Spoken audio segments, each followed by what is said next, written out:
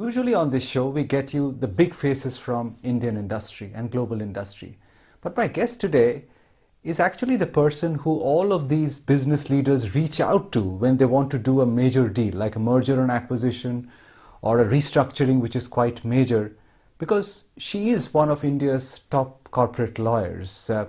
So if you look back and see the big deals which have happened over the last decade or longer, whether it's the Tata's acquisition of Jaguar Land Rover or L&T Mindtree or KN Vedanta, SoftBank buying a stake in Ola, and more recently the HDFC and HDFC Bank merger even, they all have the blueprint of AZB and Partners, and more specifically Zia Mody, who's managing partner and co-founder of AZB. She's absolutely at the top of her game as one of the brightest stars in the Indian legal firmament, and no coincidence that she happens to be the daughter of one of India's most well-known and most loved jurists, the late Soli Sorabjee. It gives me great pleasure to welcome on the show today for you the one and only Zia Mody. Zia, it's a pleasure having you on, and thank you very much for joining me today.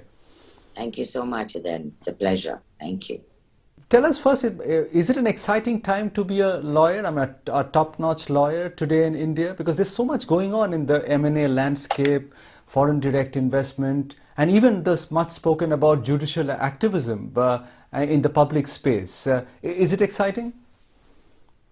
Look at my face. Isn't it looking exciting? I think that, it's one of the most fascinating periods for any young lawyer to be part of the entire development of corporate M&A, of legal jurisprudence, by being a counsel arguing in court, or being a young corporate attorney sitting in on a large M&A deal. I think the world has really changed from about 20 years ago, where this was not necessarily the first calling of choice. But now I think that becoming a young lawyer and hoping to aspire and reach the top of your game is very much a possibility and a dream that many youngsters want to dream. And therefore we are seeing a lot many youngsters join the legal profession than we saw before. So a simple answer to your question is yes. And we'll probably talk a lot about the corporate aspect of it. But I don't remember law being such a major part and parcel of public discourse as it is today. I mean, all this talk about the judiciary being actually an offset to the executive. Do you agree with all that talk about legal overreach at this point in time? Or do you think it is actually a part of the role of the judiciary to become part of public life as it has become in our country today? So, as you well know, and I'm sure as you've researched, there are times when there are troughs and there are peaks of what you call judicial activism. My personal view is that I welcome judicial activism. I think sometimes it can be overreaching, where you have courts call back the government week on week and ask them to give them school reports.